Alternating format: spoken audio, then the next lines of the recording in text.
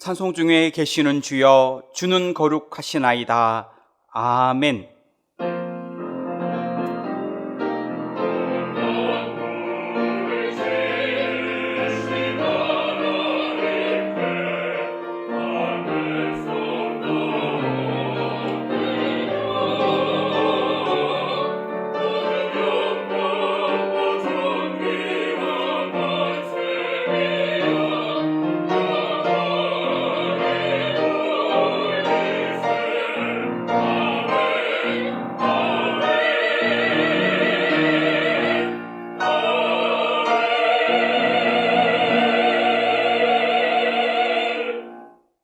다 같이 찬송가 2장을 부르시겠습니다.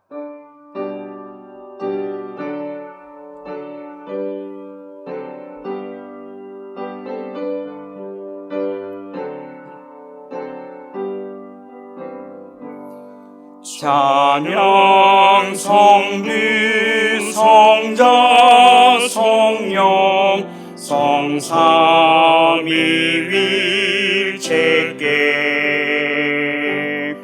영원히 흥하기까지 영광을 돌리세 영광을 돌리세.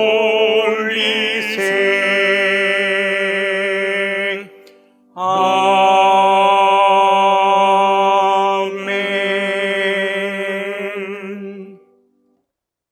지난 한 주간을 돌이켜보며 간절한 마음으로 참회의 기도를 다 함께 드리겠습니다.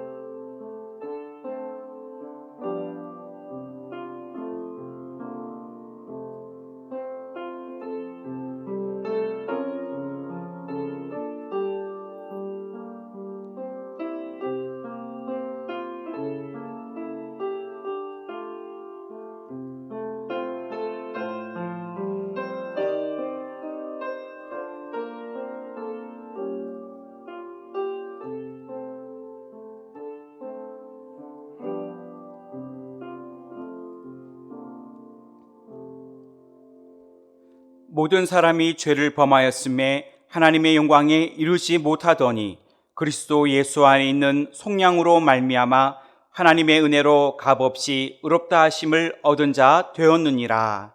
아멘. 성시교독은 교독문 35번 시편 84편입니다. 성시교독은 교독문 35번 시편 84편입니다. 만군의 여호와여, 주의 장막이 어찌 그리 사랑스러운지요. 내 마음과 육체가 살아계시는 하나님께 부르짖나이다. 주의 제단에서 참새도 제 집을 얻고 제비도 새끼 둘 보금자리를 얻었나이다.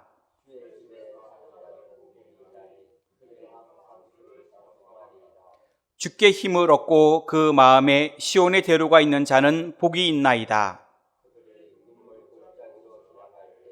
그곳에 많은 샘이 있을 것이며 이른 비가 복을 채워 주나이다. 악인의 장막에 사는 것보다 내 하나님의 성전 문지기로 있는 것이 좋사오니. 아멘. 다 같이 찬송가 325장을 부르시겠습니다.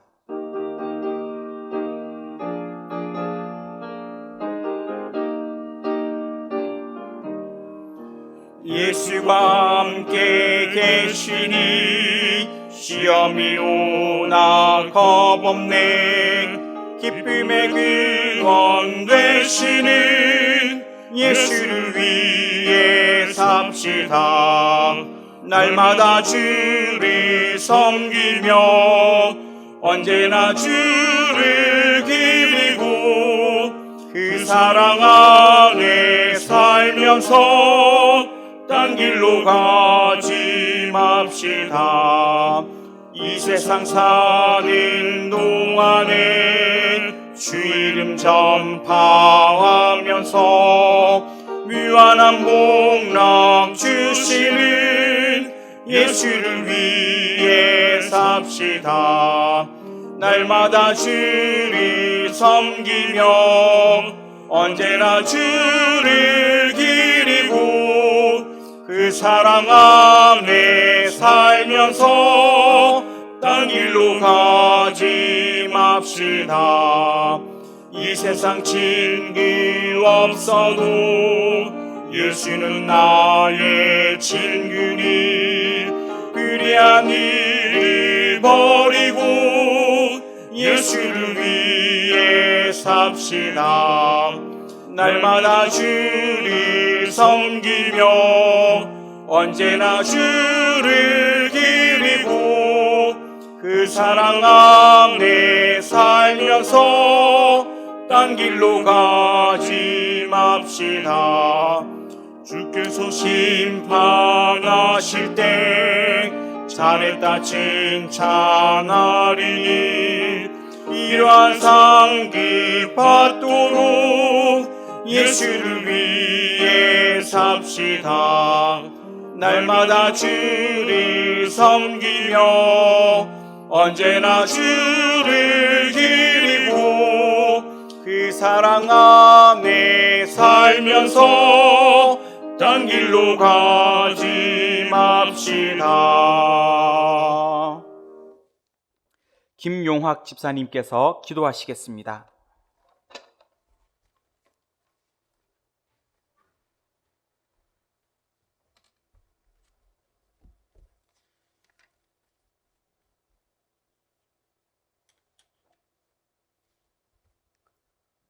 오랜 장마와 잦은 태풍, 코로나 바이러스의 환난 속에서도 추수의 계절을 맞이하게 하신 주님, 오늘 이렇게 주님 전에서 영상 예배로 각 가정과 처소에서 예배드리게 하시니 감사합니다.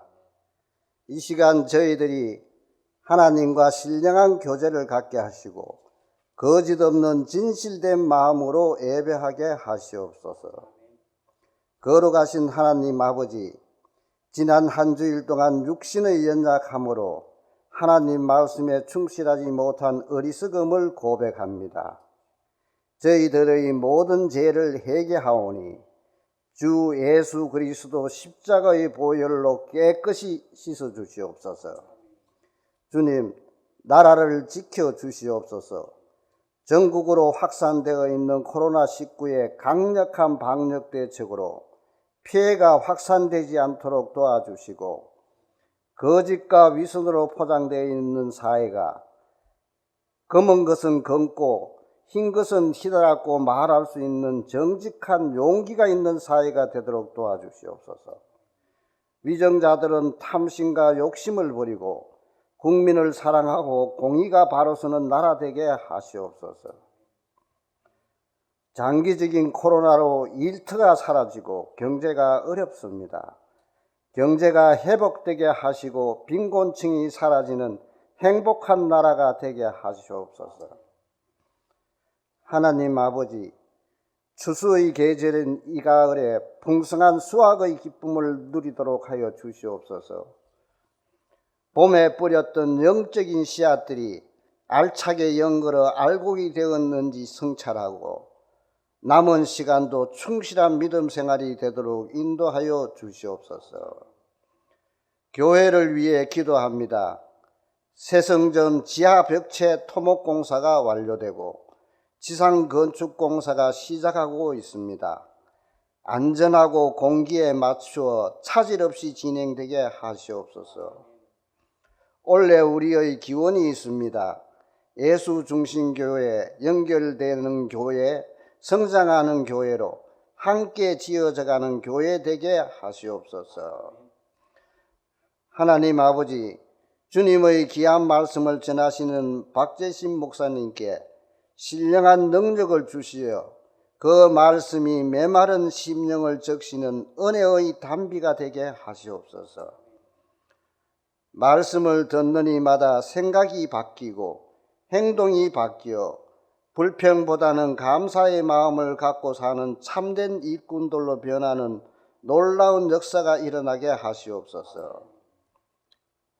행함이 없는 믿음은 죽은 믿음이라고 한 야고보의 고백처럼 우리의 삶 가운데 행함의 믿음이 있게 하시옵소서. 부목사님과 강도사님, 전도사님께 같은 능력 주시옵소서. 또한 역할과 사명에 따라 기간을 세우셨으니 각 기간을 지켜주시고 부수마다 새로운 힘을 주셔서 청지기의 사명을 잘 감당할 수 있게 하여 나날이 변화되고 은혜로운 교회가 되게 하시옵소서. 찬양으로 영광 돌리는 성가대의 찬양을 험량하시고 우리 주 예수 그리스도의 이름으로 기도드립니다. 아멘.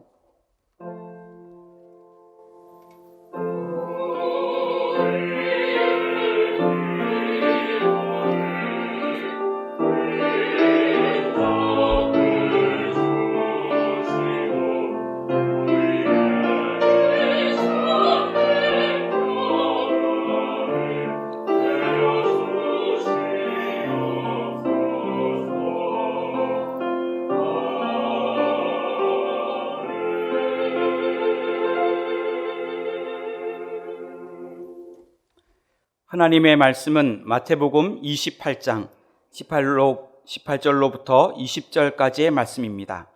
신약성경 52쪽입니다.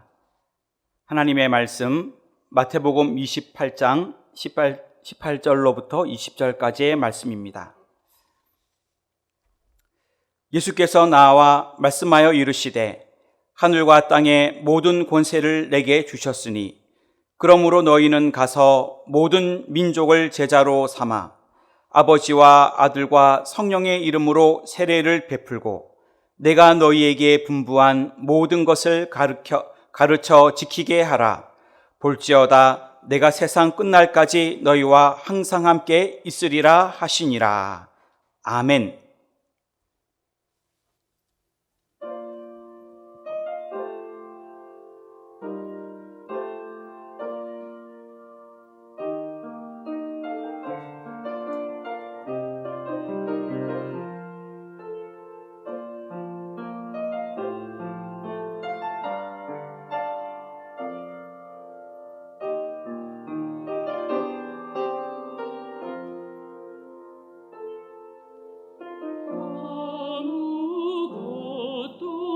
두려워 말라. 주 나의 하나님이 지켜주시네.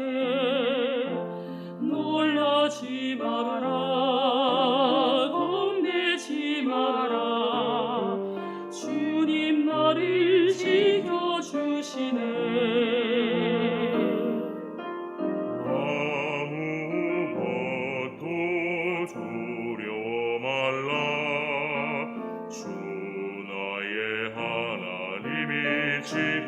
지켜주시네. 놀라지 말라.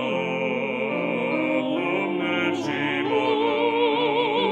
주님 나를 지켜주시네. 내 맘이 힘에 겨워 지칠지라도 주님 나를 지켜주시네. 세상의 험한 풍파 몰아칠 때도 주님 나를 지켜주시네. 주님은 나의 산성, 주님은 너의 요새, 주님은 나의 소망, 나의 힘이 되신 여호와.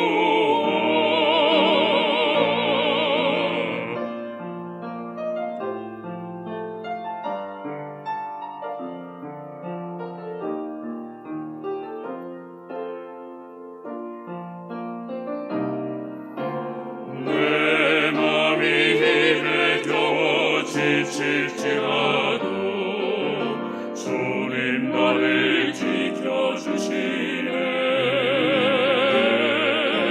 세상의 험한 풍파 몰아칠 때도 주님 나를 지켜주시네.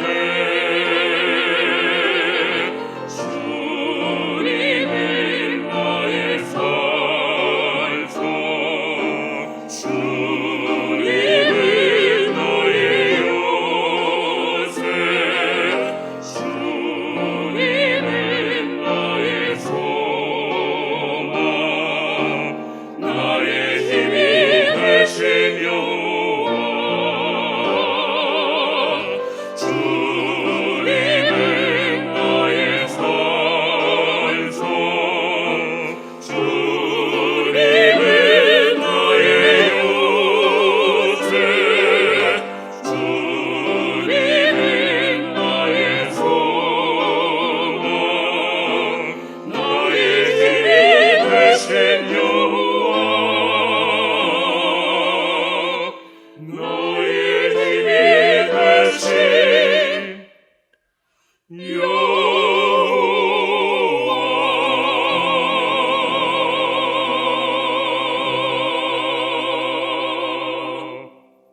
아멘.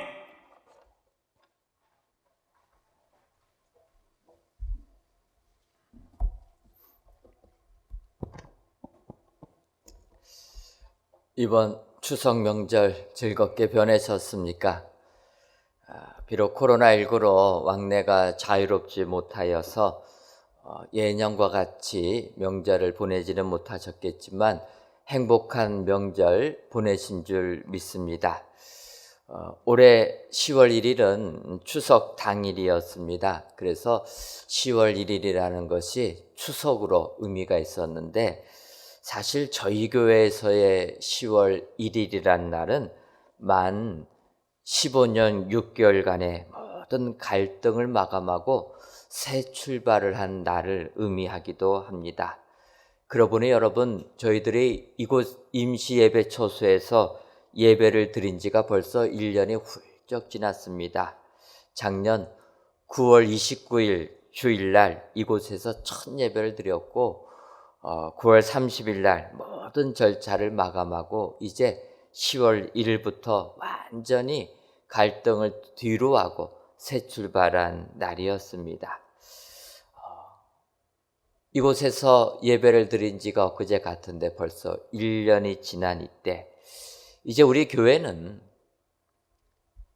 본토 친척 아비의 집을 떠난 믿음의 조상 아브라함처럼 새 출발하는 우리 교회, 한국 교회와 또한 세계가 주목하고 있음을 기억하고 있어서 진정 주님을 위하여 또한 이 나라를 위하여 세계를 위하여 사명감을 가지고 새 시대를 열어야 될 줄 믿습니다.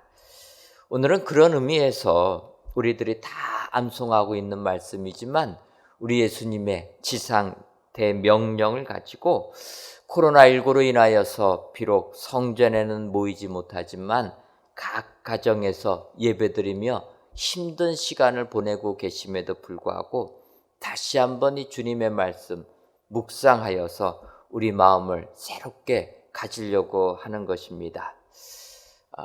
오늘 우리가 읽은 이 마태복음 말씀은 신약 성경이 시작하는 첫 복음서입니다.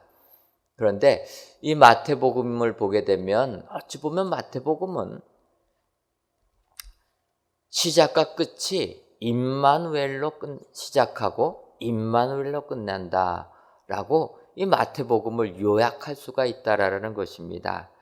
여러분, 마태복음 1장 23절을 보게 되면 보라, 처녀가 잉타하여 아들을 낳을 것이요 그의 이름을 임마누엘이라 하리라 하셨으니 이를 번역한즉 하나님이 우리와 함께 계시다 함이라. 마태복음을 시작하면서 하나님이 우리와 함께 계시다, 그 예수님이 이 땅에 오셨다, 마태는 설명하고 있습니다. 그런데 이제 오늘 우리가 읽은 마태복음 마지막 구절을 보게 되면 이렇게 얘기합니다. 내가 너에게 분부한 모든 것을 가르쳐 지키게 하라. 볼지어다 내가 세상 끝날까지 너희와 항상 함께 있으리라 하시니라. 마태복음의 마지막 구절, 이 구절도 내가 너희와 항상 함께 이르리라. 임마누엘의 이 하나님을 말씀하고 있다라는 것입니다. 여기서 하나님이 우리와 함께 계시다라는 것, 이 임마누엘의 은혜는 이 험악한 세상을 살아가는 우리들에게 있어서 가장 큰 최고의 축복이라는 것입니다. 여러분, 요셉이 고난을 당할 때에도 하나님이 함께 계셨습니다. 그래서 그는 그 고난을 이기고 애굽의 총리 대신이 되는 축복을 받게 되었다는 것입니다. 요셉과 하나님이 함께 하시니까 은혜가 되었다. 여러분, 모세가 홍해 바다를 건널 때에도 하나님이 함께 하셨다는 것입니다. 더 나아가서 히스기야의 질병을 하나님이 고쳐주실 때에도 하나님이 함께 계셨고, 다니엘이 사자굴에 던져질 때에도 하나님이 함께 하시니까 그는 사자의 먹잇감이 되지 아니하고 구원의 은혜를 받게 되었다라는 것입니다. 하나님이 우리와 함께 계신다면 우리는 이 세상 어떠한 환난과 위협 속에서도, 고난 속에서도 그것을 극복하고 이기는 축복의 삶을 살게 될 줄 믿습니다. 그래서 우리들은 이 임마누엘의 신앙을 가지고 이 세상을 살아야 한다라는 것입니다. 전지전능하신 하나님이 우리와 함께 계시기만 하면 우리는 세상을 이기게 된다. 그 어떠한 어려움도 우리에게는 아무런 문제가 되지 아니한다. 여러분, 코로나19로 얼마나 어려운 삶을 살고 계십니까? 자유롭게 성전에 나와서 예배도 드리지 못하는 이런 상황, 또 세상은 경제적으로 모든 것이 마비가 되어서 너무나 어려운 삶 속에 우리가 살고 있습니다. 하지만 하나님이 우리와 함께 계시면 우리는 이 모든 어려움을 넉넉히 이기는 축복의 사람들이 다 될 줄 믿습니다. 오늘 귀한 예배를 드리시는 저와 여러분, 이 세상이 아무리 힘들어도 임마누엘의 하나님이 우리와 함께 계시다, 다시 한번 확신하셔서 이 어려운 세상을 이기시는 축복의 성도님들이 되시기를 주님의 이름으로 축원합니다. 그렇다면은 이렇게 하나님이 우리와 함께 계시다라고 확신하는 임마누엘의 신앙이 있는 사람들은 이 세상 우리가 어떻게 살아야 됩니까? 첫째로 항상 함께 있으리라. 이 임마누엘의 신앙을 확신하는 사람은 제자를 삼아야 된다라는 것입니다. 세상에서도 잘 되는 거 필요하지만 먼저 주님의 말씀에 순종하여서 제자를 삼는 사람, 이런 사람이 임마누엘의 신앙을 가진 사람이라는 것입니다. 오늘 본문 마태복음 28장 19절을 보게 되면 그러므로 너희는 가서 모든 민족을 제자로 삼아 아버지와 아들과 성령의 이름으로 세례를 베풀고, 이렇게 말씀하고 있습니다. 이 19절 상반절을 보게 되면 그러므로 너희는 가서 모든 민족을 제자로 삼아. 하나님을 믿는 사람, 임마누엘의 신앙이 있는 사람은 먼저 모든 사람을 제자로 삼아야 된다는 것입니다. 여러분, 여기에서 이 제자라는 단어가 무엇입니까? 제자를 의미하는 헬라어 마데테스라는 단어는 배우는 자를 의미합니다. 그래서 무언가를 배우는 사람을, 그래서 그런 배우는 사람들을 만들으라라는 의미인데, 예수님과 그의 제자들의 관계를 말할 때는 단순하게 무엇을 가르쳐주고 무엇을 배우는 관계가 아니다라는 것입니다. 단순하게 지적 과정을 습득하는 이런 단계가 아니라 예수님 자신을 영접하는, 그래서 옛 존재를 벗어버리고 그 안에서 새로운 삶을 시작하는 사람들, 이런 사람들을 성경에서 제자다, 이렇게 이야기하고 있다는 것입니다. 그래서 우리가 이 세상 예수님을 만남으로 새로운 믿음의 관계를 시작하는 이런 사람들을 만들어야 된다는 것입니다. 세상 아무리 힘들어도 지금 이 시대 사람 만나는 것을 점점 더 금지하는 이러한 세상에서도 우리는 주님이 주신 사명을 기억하여서 제자를 삼아야 된다는 것입니다. 때를 얻든지 못 얻든지 주의 복음 증거하여서 주님을 영적으로 만나는, 체험하게 하는 제자들을 만들어야 된다는 것입니다. 그런데 여기서 제자를 삼는 사람, 우리들이 기억해야 될 것은 내 제자가 아니라 주님의 제자를 배출해야 된다는 것입니다. 지금도 많은 사역자들이 주님의 제자를 만드는 것이 아니라 내 제자를 만들려고 한다는 것입니다. 그래서 주의 제자를 배출하는 것이 아니라 내 제자를 만들다 보니까 그 복음 전하는 자가 잘못됐을 때 그들의 신앙도 같이 망하는 길로 간다는 것입니다. 여러분, 진정 우리가 주의 복음 증거할 때는 내 제자가 아니라 주님의 제자를 만들어야 될 줄 믿습니다. 나는 없어지고 주님이 드러나게 될 때 참된 제자 삼는 일꾼들이 다 되는 줄 믿습니다.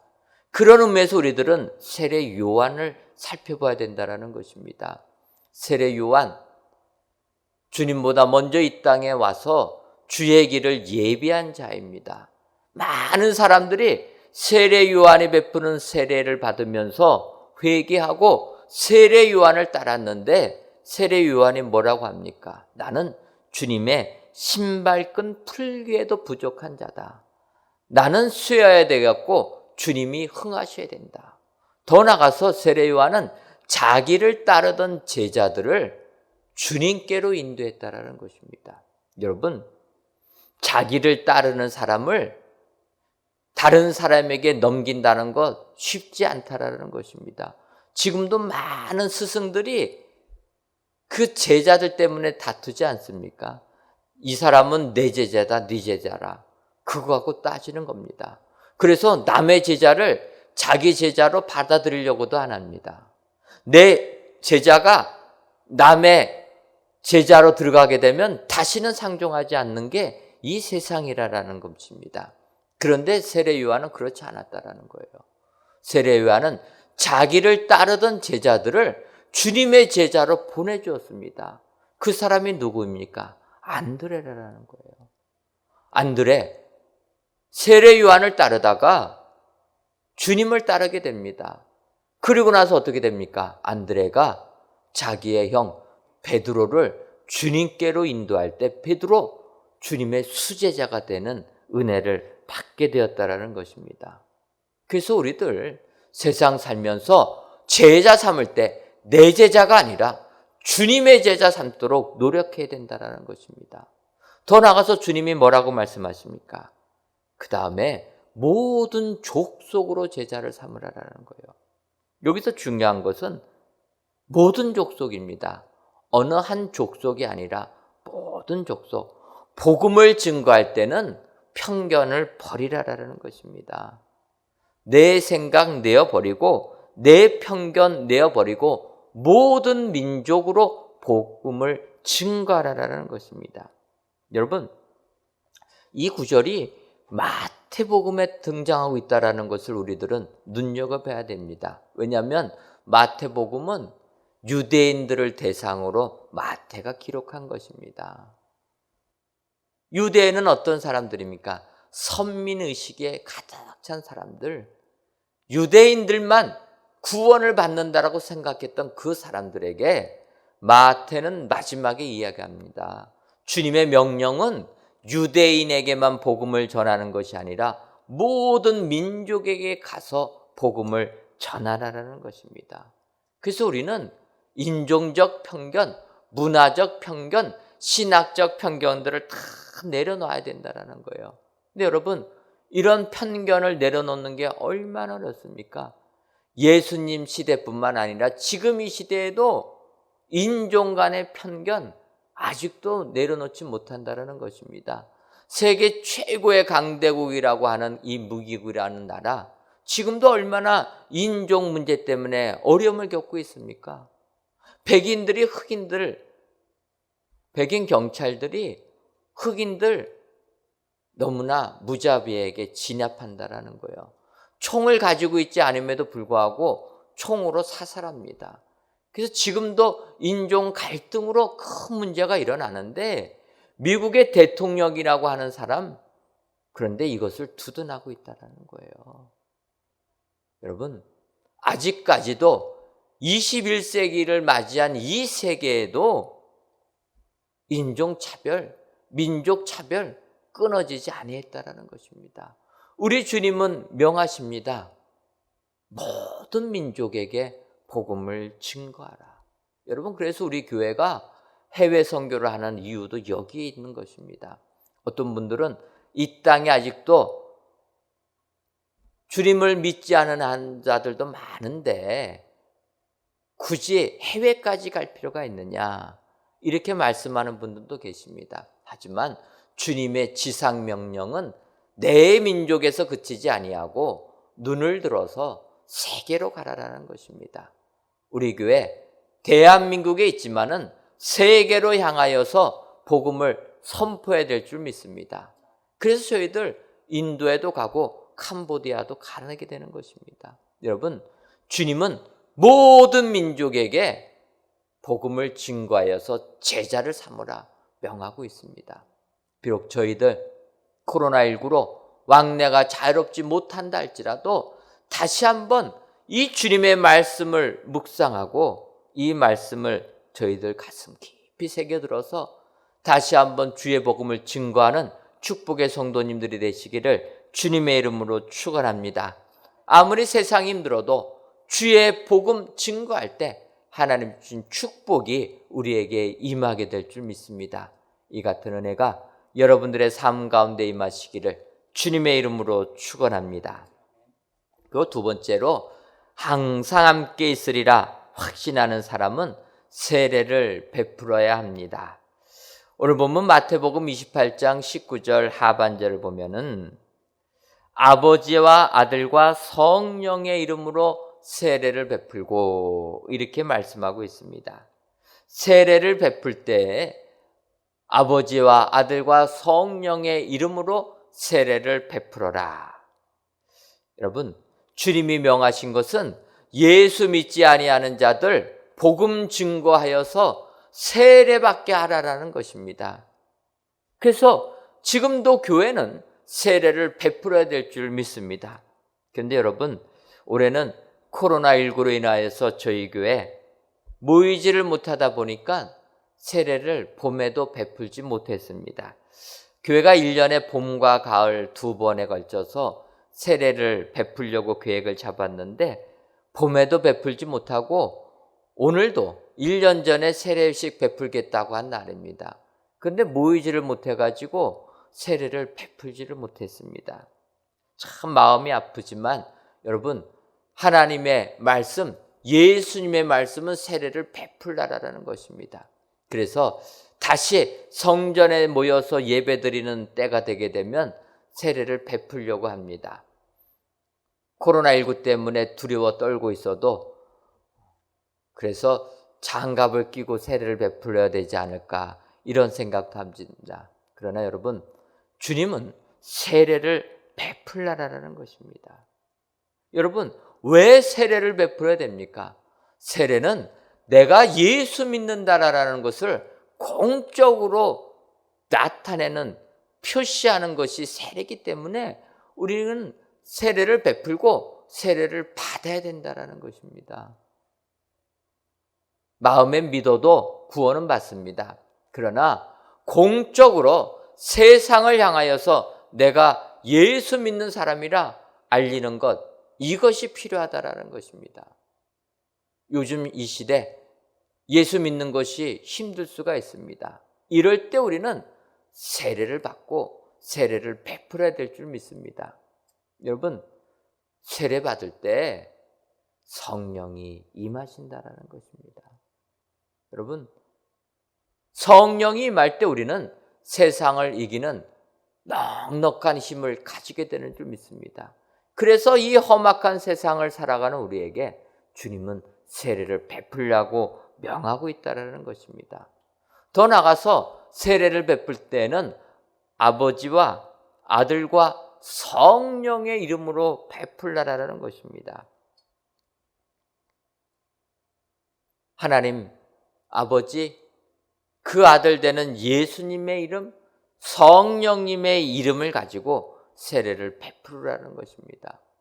왜 그렇습니까? 여러분, 이름이라는 것은 그 사람의 특징을 나타내기 때문이라는 것입니다.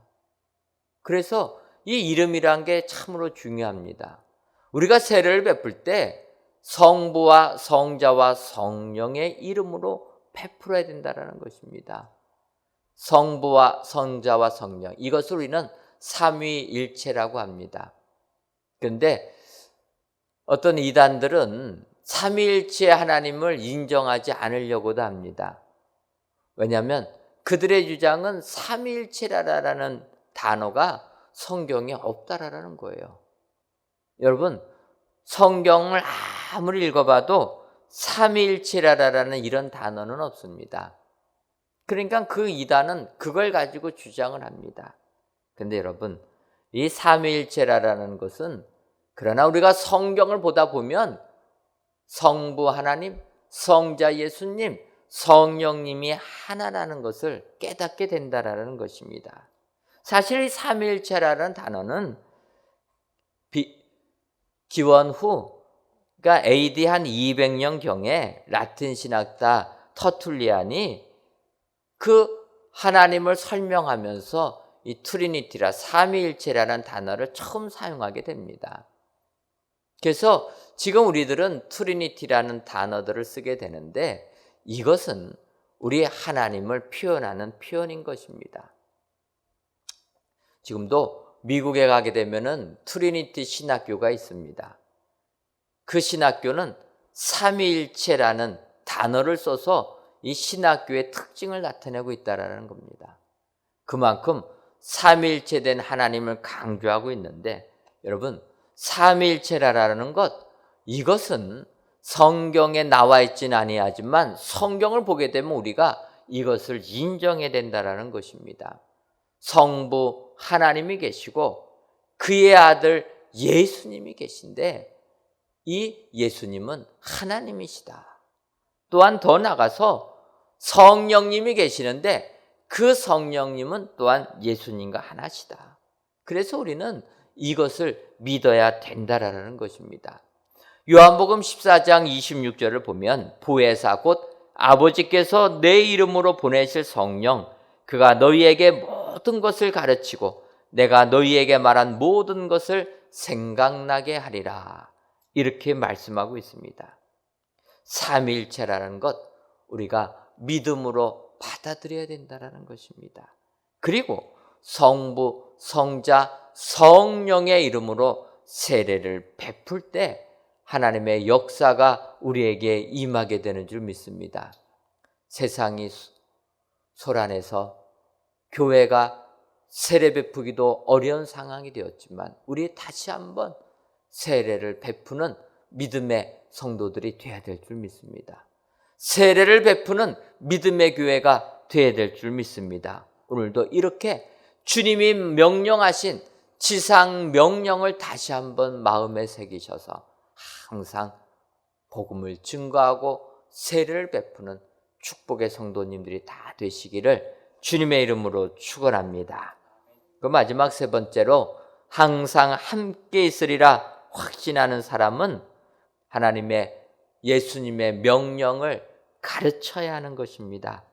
오늘 보면 마태복음 28장 20절을 보면 내가 너희에게 분부한 모든 것을 가르쳐 지키게 하라.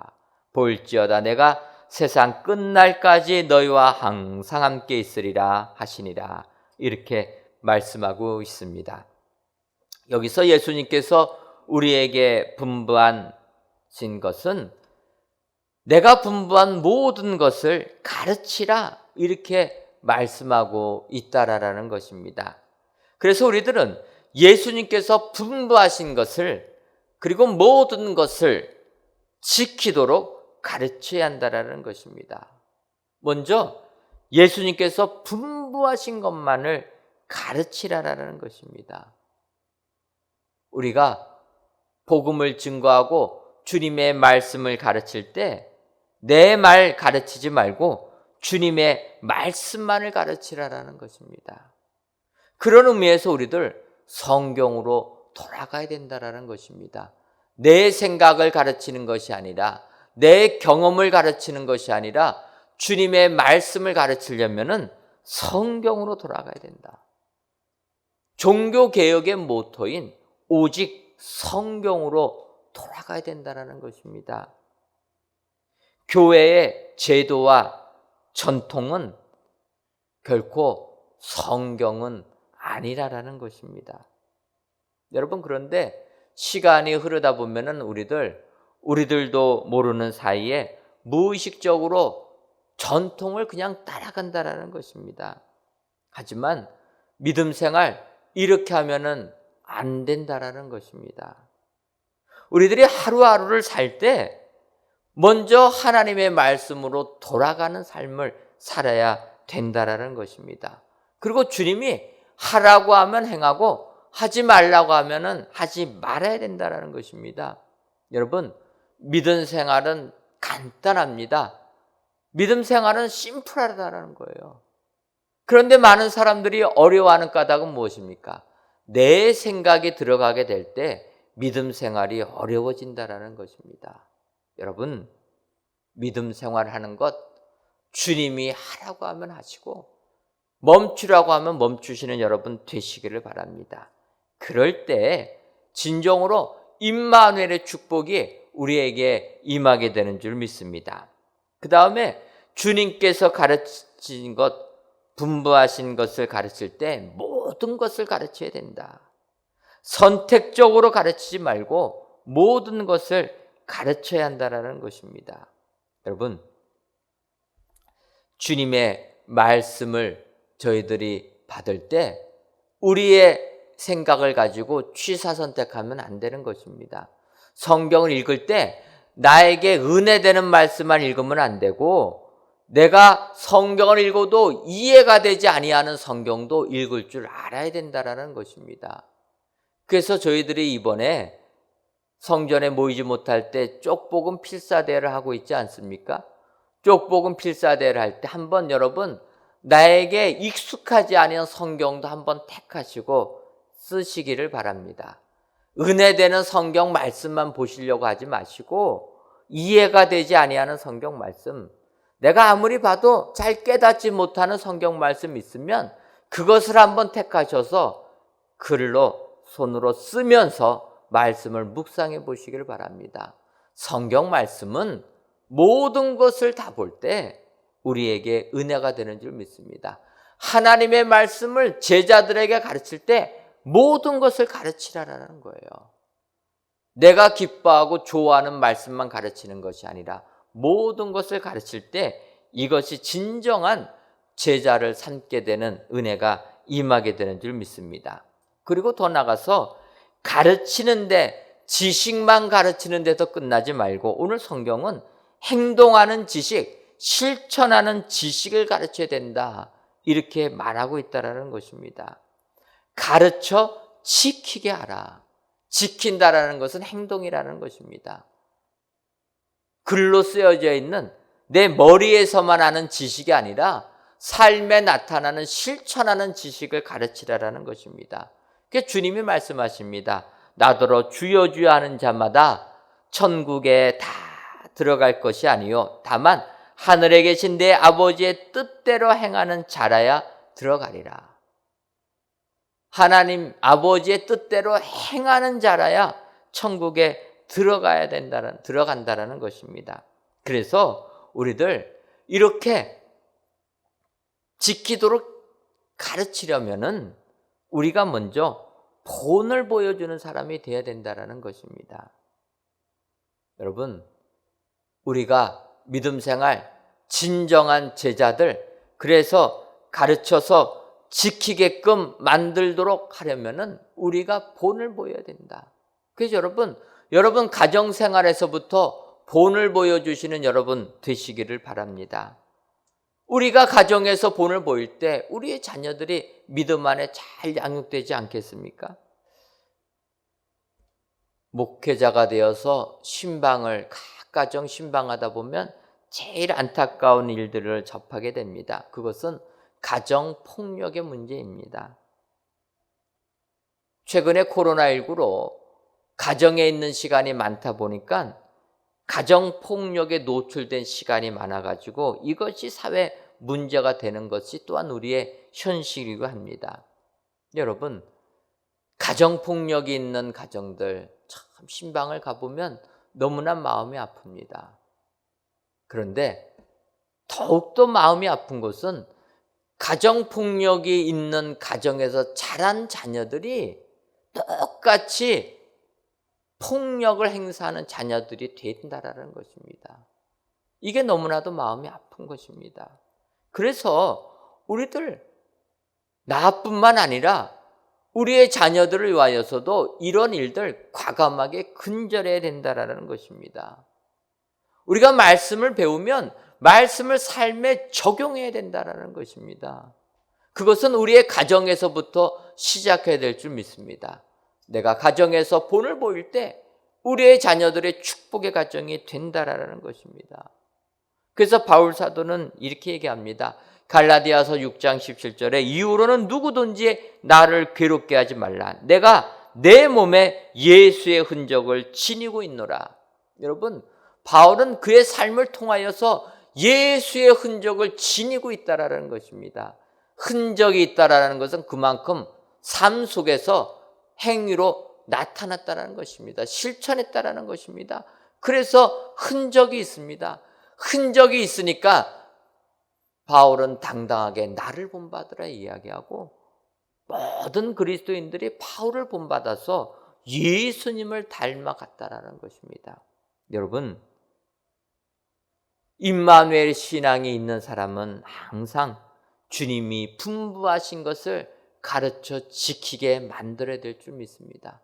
세상이 아무리 힘들어도 임마누엘 신앙의 확신을 가지고 주님의 말씀을 가르쳐 지키게 하여서 하나님께 큰 영광 돌리시는 축복의 성도님들 되시기를 주님의 이름으로 축원합니다.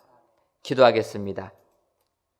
하나님, 민족 고유의 명절 추석을 잘 보내고 명절 끝날 주일을 맞이하여 각 예배 처소에서 영상으로 예배를 드리오니 이 예배를 기뻐 받아 주옵시고 예배를 드리시는 모든 성도님들 위해 한과 위의 풍성함이 그대로 임하게 하여 주옵소서.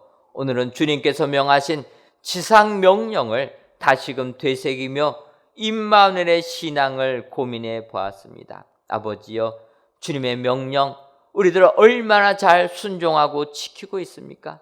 세상이 험악하여서 세상이 우리 그리스도인들을 비난한다 하여서 오히려 주님이 함께 계심을 다 뒤로하고 주의 복음 증거하지 못하는 우를 범하고 있지는 아니합니까? 주여, 우리들을 불쌍히 여겨 주옵시고 다시금 주의 명령을 가슴에 새겨서 주의 복음 증거하는 저희들 되게 하여 주옵소서. 세상을 향하여 모든 민족 제자를 삼고 세례를 베풀고 가르쳐 지키게 하여서 우리 주님의 명령 순종하여 주께 영광 돌리는 충성된 주의 제자들 다 될 수 있도록 복 내려 주옵소서. 예수님의 이름으로 기도하옵나이다. 아멘.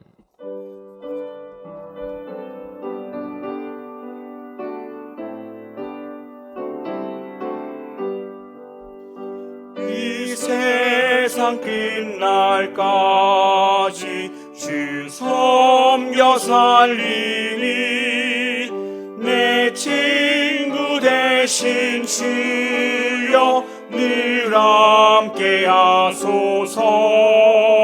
주 나와 함께 하면 전쟁도 겁없고 주 나를 인도하면 늘 안심하리라. 내 주를 따를 때에 주야 그 영광 중에 모두 이루어지소서. 나 주의 뒤를 따라 섬기며 살리니 그 크신 은혜 속에 날 인도하소서. 이 세상 온갖 시험 내 마음을 흔들고 정악한 원수들이 안팎에 있으나 주 나를 돌보시사 내 방패 되시고 내 옆에 계신 것을 늘 알게 하소서. 저 영광 빛난 곳을 주 허락했으니 그 허락하신 곳을 늘 사모합니다. 끝까지 쉬지 않고 주 따라가리니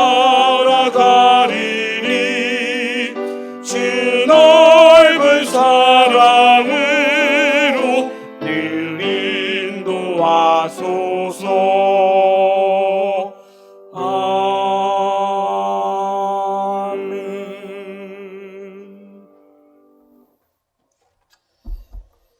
하나님, 지난 한 주간도 그리스도 안에 있거든이라는 말씀으로 살게 하시니 감사합니다.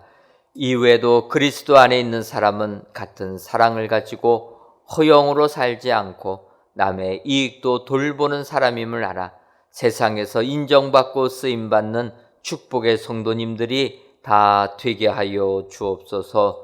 이 시간 명절 끝날 곧 큰 날에 예수께서 서서 외쳐 이르시되 누구든지 목마르거든 내게로 와서 마시라라는 말씀을 의지하여 귀한 예물을 하나님께 바칩니다.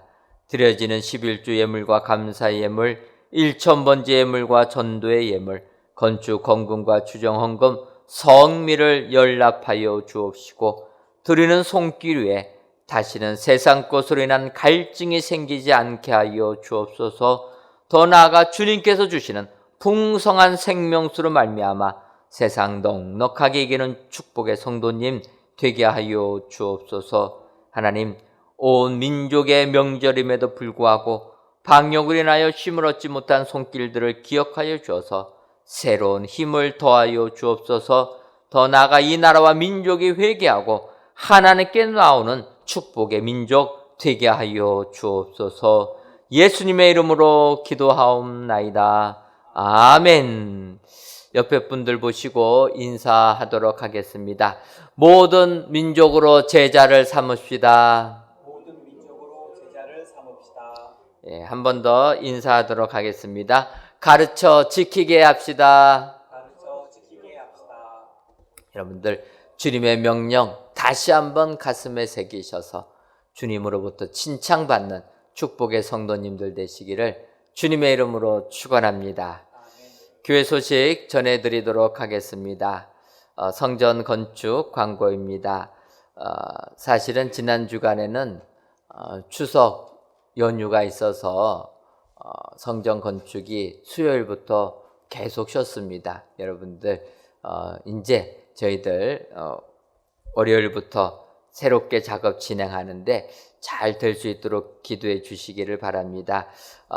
이번 내일부터 진행할 작업은 2층 지상 2층 바닥보 슬라브 철근 배근 작업, 그리고 바닥보 포스트 텐션 배근 작업, 이런 작업이 있습니다. 여러분들 기억하실 것은 포스트 텐션 공법이라는 것을 우리들이 진행합니다. 이것은 저희들이 성전을 건축할 때 예배당 안에 기둥을 조금 없이 하려고 20m 이상을 기둥 없이 저희들이 설계를 했습니다. 그래서 기둥 없이 이렇게 20m 넘게를 건물을 받쳐줘야 되기 때문에 특수 공법을 진행합니다. 이것이 포스트 텐션 공법인데 이렇게 크게 큰 힘을 받을 수 있도록 저희들이 지지대를 세우는 작업입니다. 여러분 특별히 이제 지금 지상 1층부터 계속 이 포스트 텐션 공법을 가지고 저희들이 건축을 하게 됩니다. 이것을 위해서 꼭 기도해 주시면 감사하겠습니다. 이 포스트 텐션 기둥이 잘 대들보가 놓여져야지만 이 건물이 흔들리지 아니하고 무너지지 아니하게 됩니다. 여러분들 이것을 위해서 기도해 주셔서 이제 지상층 골조 공사가 잘 될 수 있도록 기도해 주시면 감사하겠습니다. 2020 구역별 쪽복음 필사대회 진행 중에 있습니다. 아직까지 신청하지 아니하신 분들 여러분들 구역장님에게 신청하셔서 구역별로 신약 성경 또한 구약 성경 아니면 성경 전설을 다 한번 쓰시는 필사하는 축복이 여러분들에게 임하시기를 바랍니다. 아직까지는 정부의 사회적 거리두기 2단계가 해제되지 않고 있습니다. 여러분들 기억하시고 힘드시겠지만 조금만 더 기다려 주셔서 저희들 성전에서 예배 드릴 때까지 여러분들 믿음 생활 굳건하게 하시면 좋겠습니다. 특별히 아직까지도 이 코로나19가 잠잠해지지 않고 있습니다. 개인 위생 수칙 잘 지키셔서 철저하게 방역에 힘써 주시면 감사하겠습니다. 다 같이 찬송가 351장 4절을 부르시겠습니다.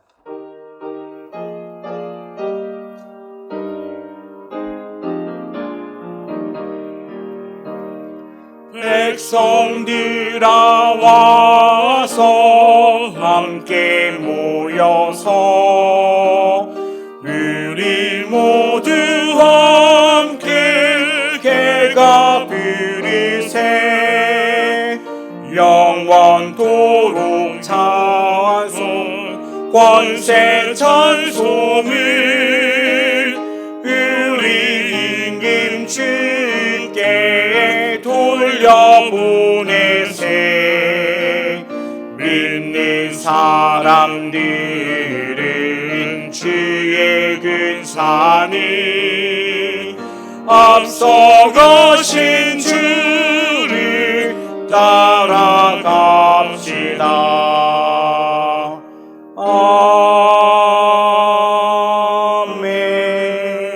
아멘.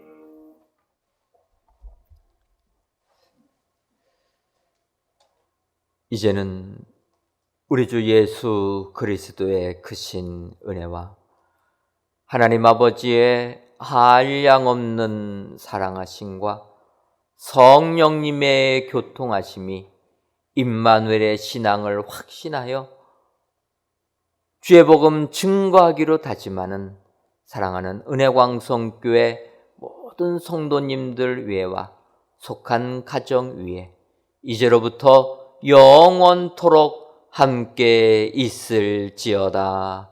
아멘.